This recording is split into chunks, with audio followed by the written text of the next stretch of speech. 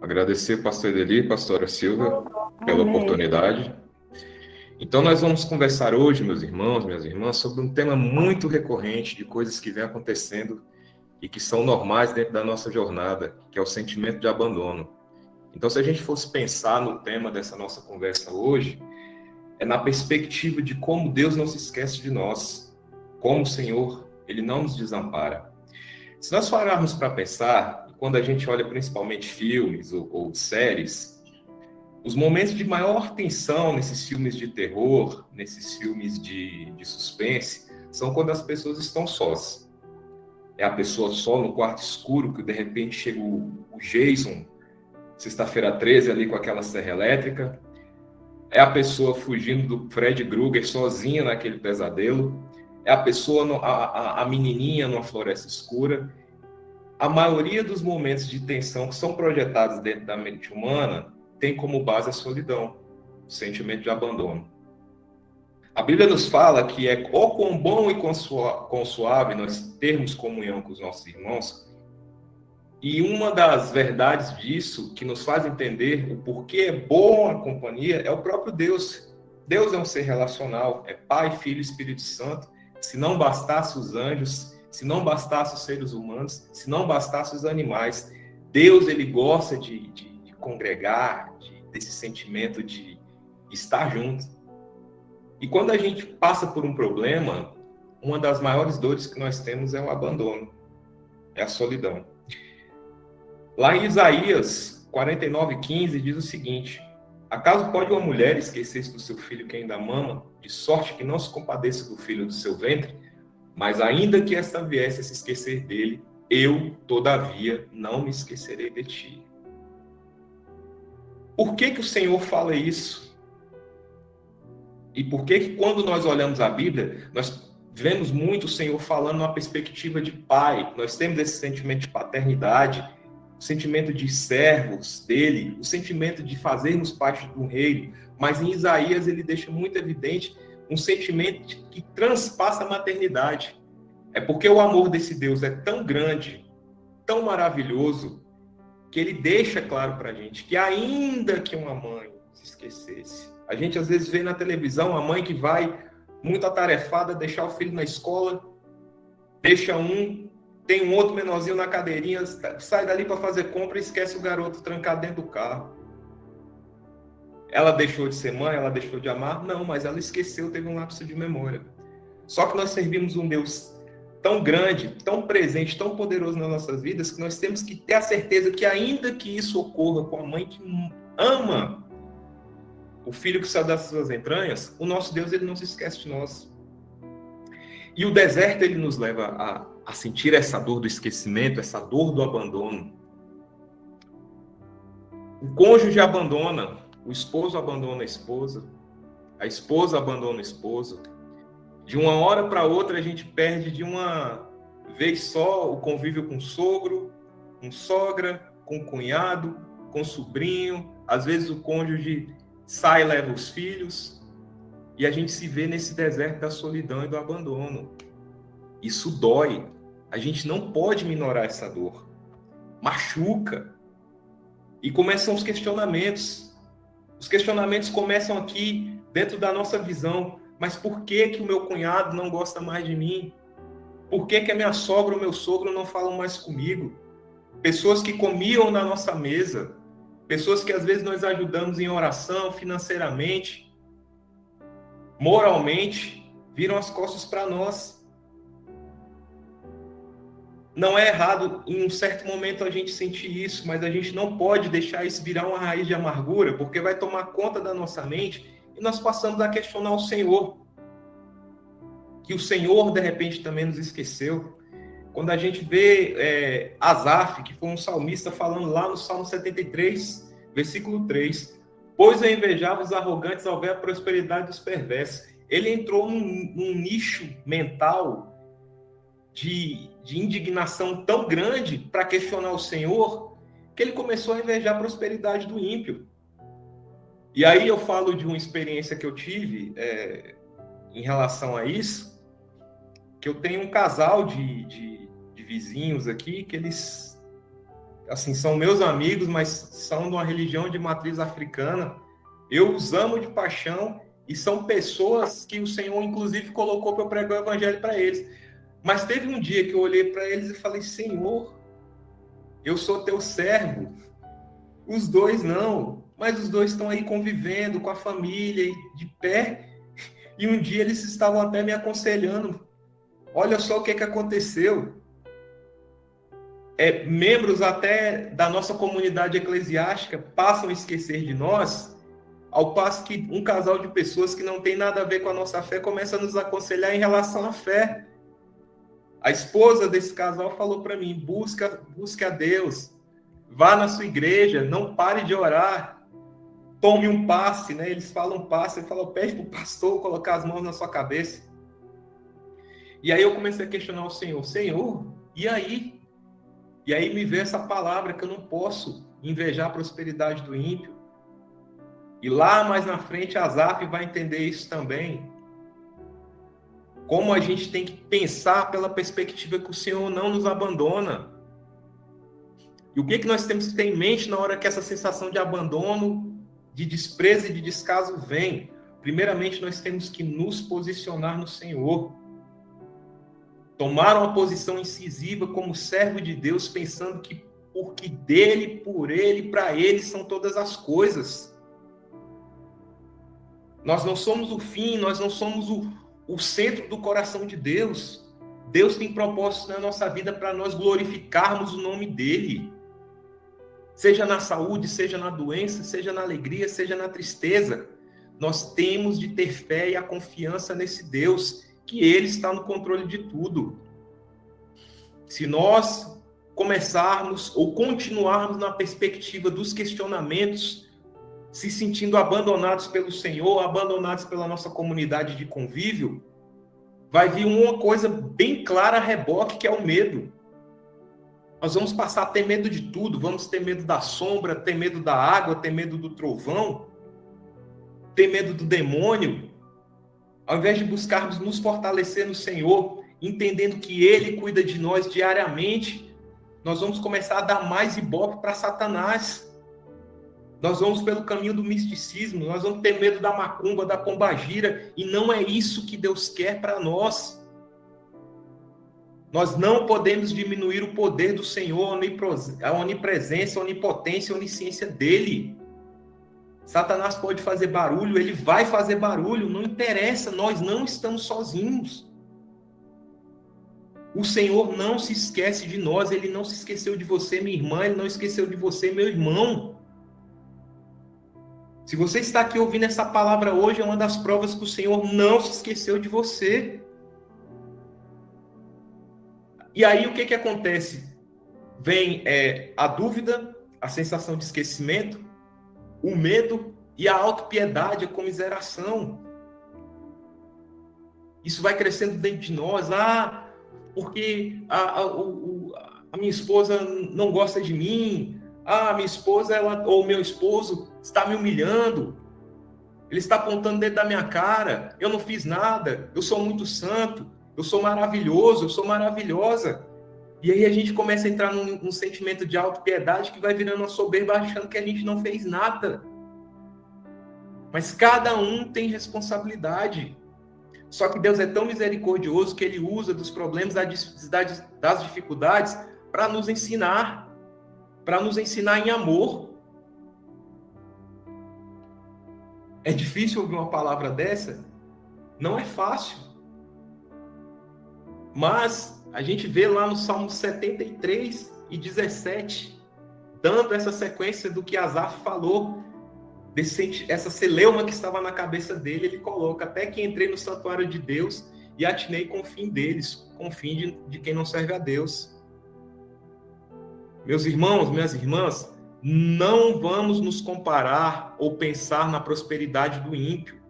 Não vamos fazer crescer o sentimento de comiseração, de tristeza, de abandono dentro de nós. Tomemos posição. Eu sei que é difícil, porque geralmente os piores momentos da nossa história são momentos de solidão.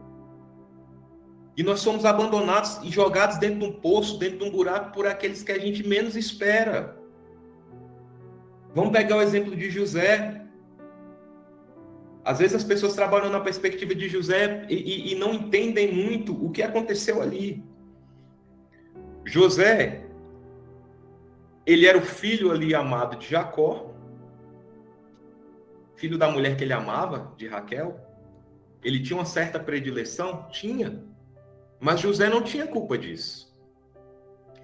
E o que mais irritou quando a gente ouve e se aprofunda um pouco na história de José, o que mais irritou os irmãos dele não foi a questão do sonho nem da capa.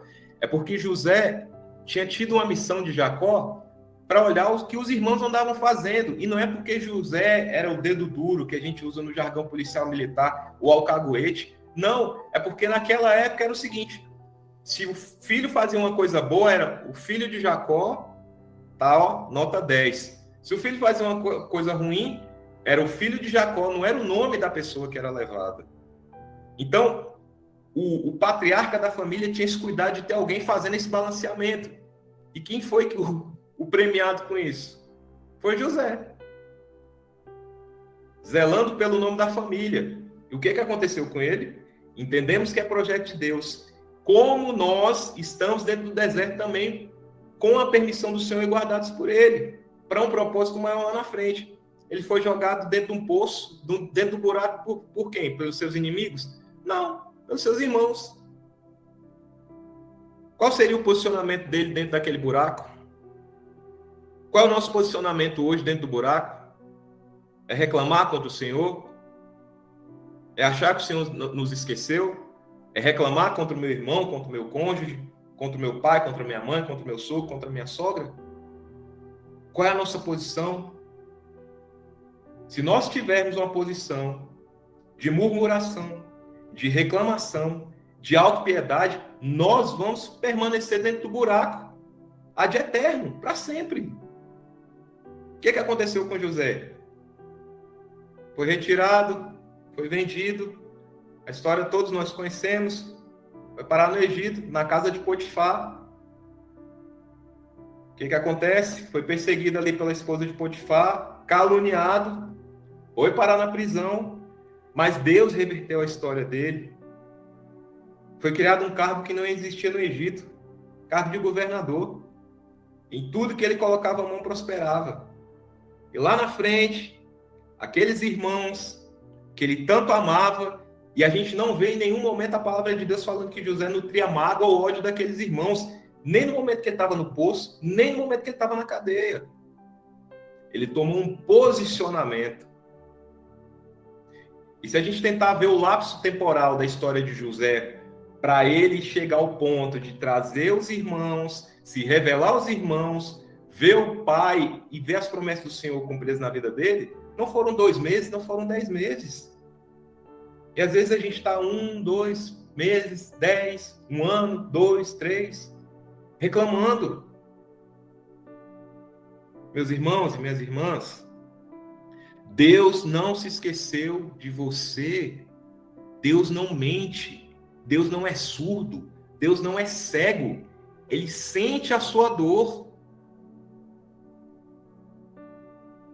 Se nós pensarmos que estamos isolados dentro do buraco, nós estamos desonrando ao Senhor, porque nós estamos, inclusive, questionando a onipresença dele. Ele habita em nós. Agora, para nós passarmos, termos essa caminhada, esse deserto abreviado, seja em relação a finanças, seja em relação a cônjuge, seja em relação à enfermidade, nós temos que nos posicionar como servos do Senhor. Entender que por Ele e para Ele são todas as coisas. O sentimento de autopiedade vai nos levar para um buraco de depressão. Tá doendo? Tá. Mas o Senhor está nos sustentando. Está ruim? Poderia estar pior. Deus pode mudar a nossa história no estalar de dedos, em meia hora, daqui para amanhã. Tudo está no controle dele. Tudo está na vontade dele. Ele não perdeu o controle de nada. Nada. Nada. Ele é o dono do tempo. Ele é o dono da história. Não é no nosso tempo, é no tempo dele. O nosso baterzinho de pé, a nossa chantagem emocional não vai adiantar nada. E não existe fórmula mágica, meus queridos. É oração. É transformação primeiro em mim. Isso, pastor Edeli e pastora Silvia já vem tratando disso, desde quando eu comecei a caminhar no Beatitudes. Se nós estamos aqui, é porque o Senhor tem um propósito para trabalhar nas nossas vidas. O cônjuge é Deus que vai tratar. O que eu posso fazer? É orar. E orar assim, não é fazer barganha, não é viver 24 horas por dia batendo na porta do Senhor em relação a eu quero meu casamento. Não é assim. Eu tenho que trazer a luz do Espírito Santo para dentro de mim, para dentro da minha história. E ter prazer em estar com o Senhor. Que a companhia do Senhor seja o que nós temos de mais precioso. É literalmente buscar o reino de Deus e a sua justiça. As outras coisas são acrescentadas, vem a reboque. É destronar tudo que está ocupando espaço maior do que o espaço que o Senhor tem no nosso coração. Tudo, meus irmãos. Vou falar uma coisa para vocês. Minha, tá? Eu sou músico. Não como profissão. Já fui músico profissional da banda da Força Aérea. Mas hoje eu sou músico, toco na igreja e tal. Houve uma época na minha vida que eu estudava o instrumento 4 horas, 6 horas, 8 horas. Chegava do trabalho, mal falava com a minha esposa e estudar o instrumento. Final de semana, ia estudar o instrumento. A minha vida era essa. Eu estava alimentando e entronando algo que não era o Senhor. Leitura de Bíblia era uma vez na semana. Oração era para agradecer pela comida e na hora de dormir. Ou então quando o Senhor me apertava que tinha algum problema. Uma vida medíocre, tacanha. Eu coloquei um trono na minha vida. E durante a minha história eu tive vários tronos. Até que eu entendi que a prioridade da minha vida é o Senhor. É Ele que me faz respirar. É Ele que te faz respirar. É o Senhor que enviou o Filho dele para morrer, um sacrifício eficaz e ressuscitar. Foi o Senhor que nos atraiu para a grande salvação. Não foi o meu cônjuge. Não foi o meu pai. Não foi a minha mãe. Meu coração está batendo aqui agora, não é pela minha esposa, pela força que ela faz.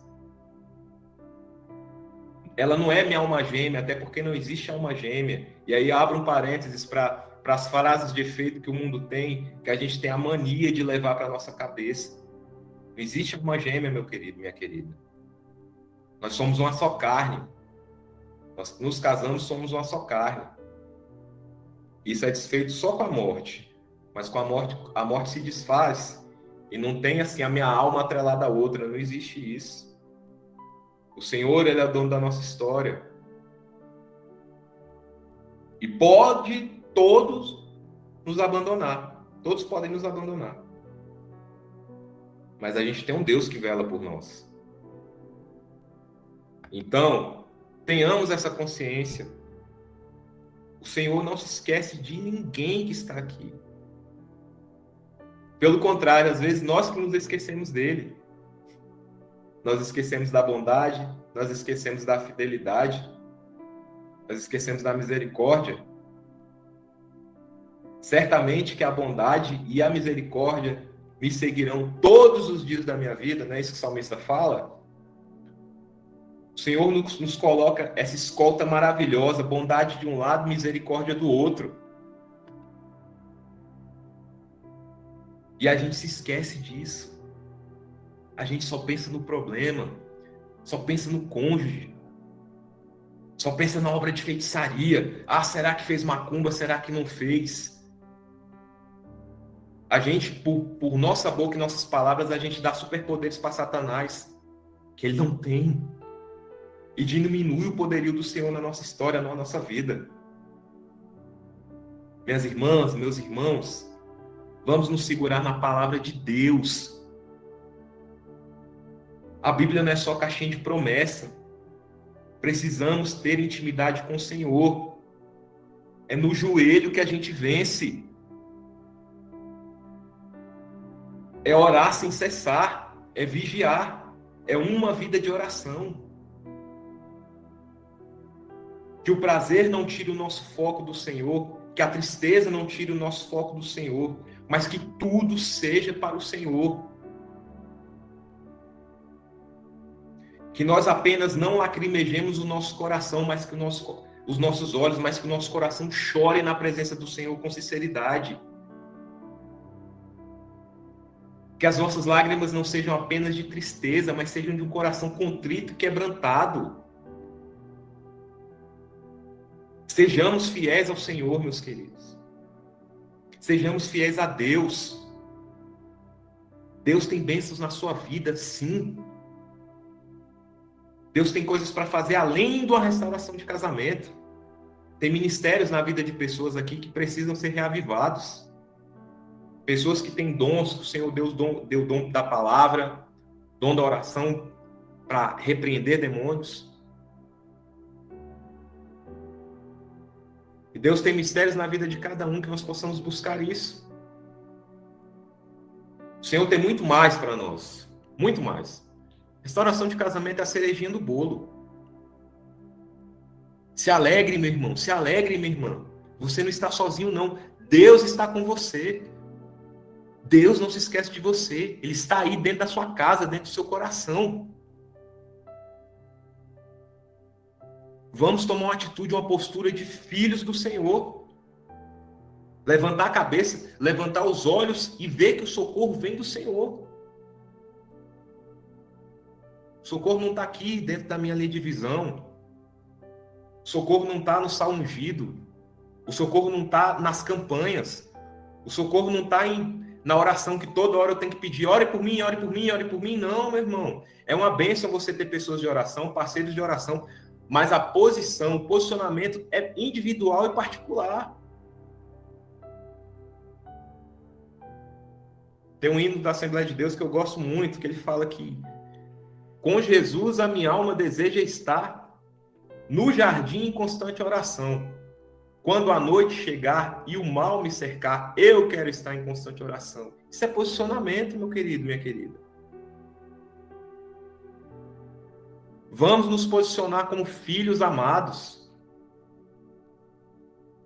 Vamos nos posicionar como guerreiros. A palavra de Deus fala que a nossa luta não é contra a carne ou sangue. Luta é batalha, não tem moleza. Lugar de descanso de soldado é na trincheira. Não sei aqui quem é ou quem já foi militar, mas quando a gente está dentro de num fronte de batalha, ou num campo, ou na selva operando, ou em missões reais, ou em missões de selva simuladas, a gente não sai ali do sanhaço que a gente está para vir descansar no quartel, na base, não. É dentro do mato, é com a mesma roupa, é sujo. É batalha, é guerra. O próprio Jesus fala que no mundo nós teríamos aflição, mas era para nós termos bom ânimo. Minhas irmãs, meus irmãos, o nosso descanso não é aqui. Não é. Porém, a gente tem um Deus tão bondoso, tão maravilhoso, que ele chega e fala para a gente, ó, meu fardo é suave, meu jugo é leve, troca comigo. O pior, o trabalho pesado já foi feito lá na cruz do Calvário, meus queridos. Nós temos livre acesso a um Deus que não se esquece de nós. Quer ver o céu entrar em frenesi ao meu e ao seu favor? É joelho no chão, coração quebrantado, vida santificada. Não murmurar. Eu sei que não acontece isso, eu tenho certeza que não acontece isso nesse meio. Mas em relação à restauração de casamento, tem casos de pessoas que estão pedindo restauração de casamento, mas está no Tinder. Não vai acontecer. Tá tudo errado. Eu não posso falar que eu creio num Deus que é poderoso e estou com medo da Pombagira, Zé Pilintra, Maria Mulamba, ou da OM ou do H que está fazendo trabalho. Que crente sou eu? Que Deus é esse que eu estou servindo? Então, meus queridos, somos um Deus fiel, filhos de um Deus fiel, que não exige muita coisa da gente, não. E ele não deixou nada oculto, não tem um mistério das 7 capas, das 7 ondinhas. É a palavra dele. Quer ouvir Deus falando com você? Eu quero ouvir Deus falando comigo? Lê a palavra todo dia. Todos os dias. É oração, é jejum, é intimidade com Deus, é propósito com o Senhor. A gente tem que viver de fé em fé, não de campanha em campanha. É a fé que uma vez foi entregue aos santos. Nós temos um potencial imenso no Senhor.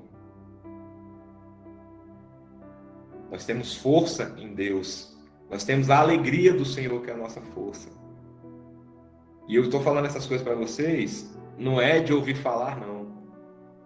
É de experiências que eu tenho tido com o Senhor. A minha vida não é um carrossel com algodão doce. Eu tenho tanto problema quanto vocês têm. Mas algo que eu tenho aprendido é que eu sou filho de um Deus que não se esquece de mim. E isso não é um privilégio somente meu. Esse Deus, ele está aí, ó, olhando por você de braços abertos. Na hora que você quiser, você pode deitar na sua cama e falar: Espírito Santo, tá doendo, Pai. Tá doendo, Pai. Eu não aguento mais. Tá doendo a humilhação. Tá doendo a dor. Tá doendo a minha vida financeira esfacelada. Me traz consolo, Paizinho. Tira essa tristeza de dentro de mim. E o Senhor, Ele ouve e Ele tira. Eu falo isso de experiências que eu tenho vivido com o Senhor. Meu irmão, minha irmã, tem uma hora, vai chegar um momento na minha vida, na sua vida, que a internet vai dar PT, não vai ter internet. Caiu a internet. Acabou a luz. Você está sozinho dentro de casa.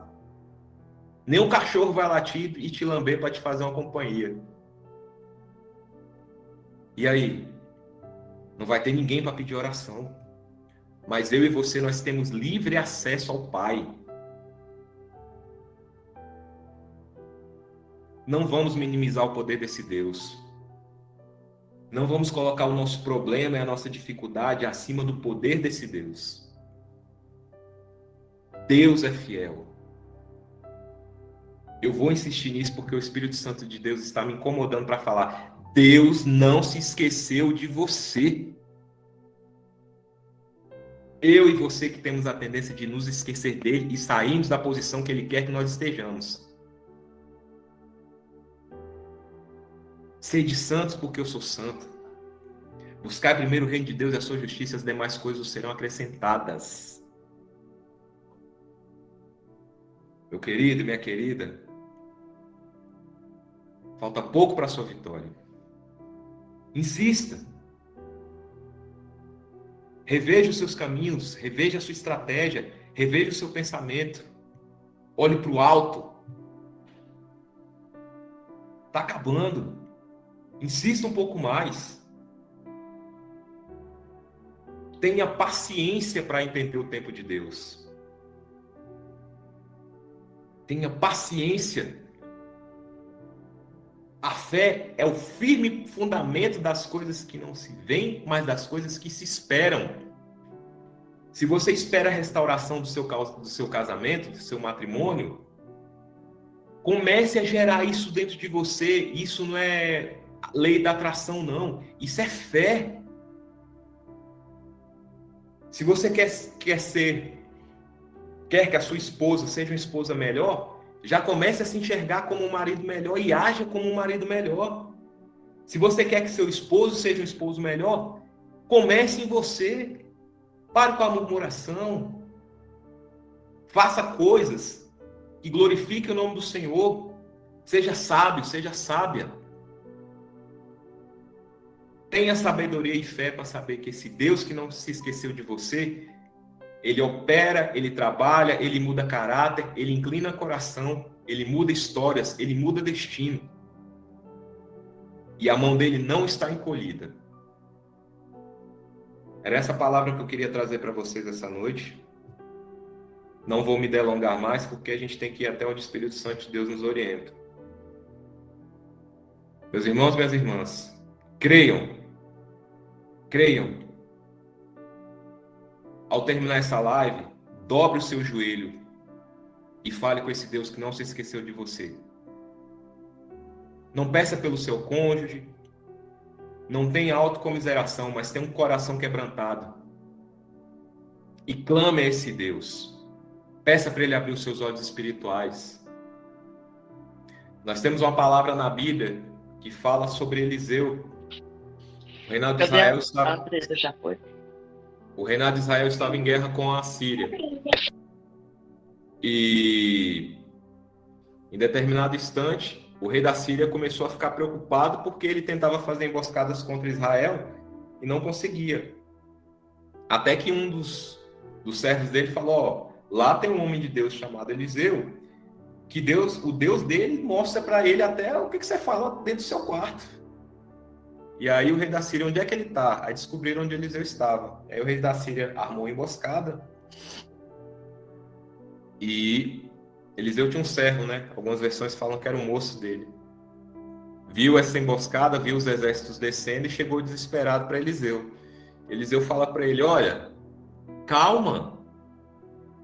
A gente tem um exército que está conosco, um exército poderosíssimo. E ele não estava entendendo aquilo. E o profeta Eliseu ora, pede a Deus para que abrisse os olhos espirituais daquele moço para que ele pudesse enxergar os exércitos celestiais do Deus vivo. E nisso, esse moço, servo de Eliseu, abriu os olhos e viu literalmente um exército de carro de fogo, de cavaleiros de fogo ali pelejando. E ali, depois os irmãos podem continuar na leitura bíblica, lá em 2 Reis, que vocês vão ver. Não vou falar referência, não. Leiam 2 Reis todo, quem não leu. É maravilhoso. Mas o que eu estou querendo falar? Peça para Deus abrir os seus olhos espirituais, para mostrar que tem um exército que peleja por mim e por você. Você não está só não, meu querido. Nós somos escoltados todos os dias pela bondade, pela misericórdia do Senhor. Que vocês recebam essa palavra em nome de Jesus Cristo.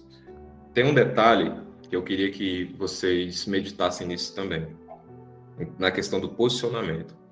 Quando nós observamos os milagres que o Senhor fez ali no decorrer do Velho Testamento e do Novo Testamento, a gente pode observar que ele sempre tem interação com o ser humano.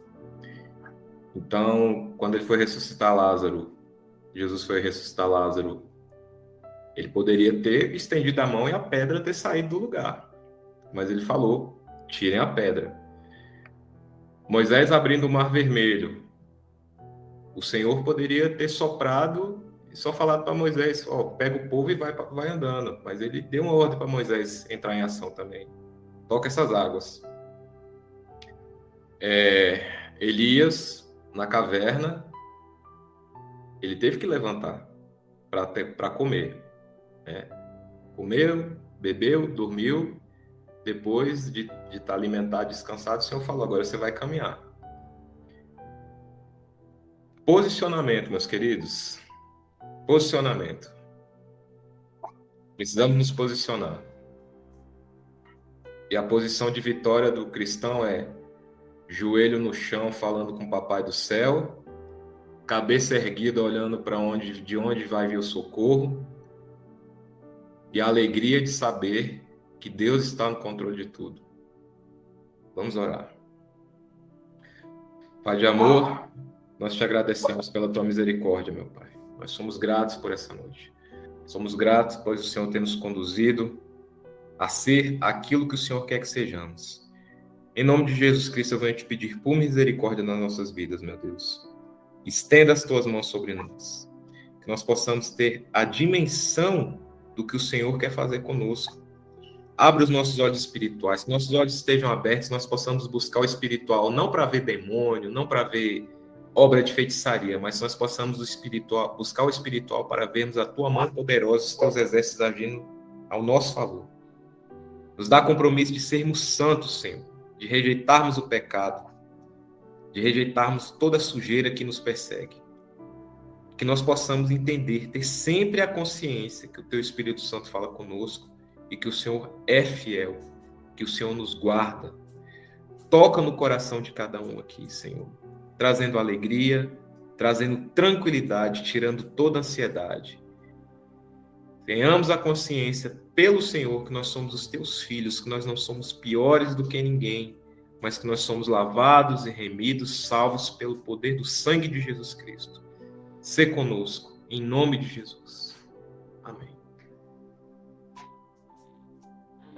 Amém. Amém. Glória a Deus. Glória a Deus.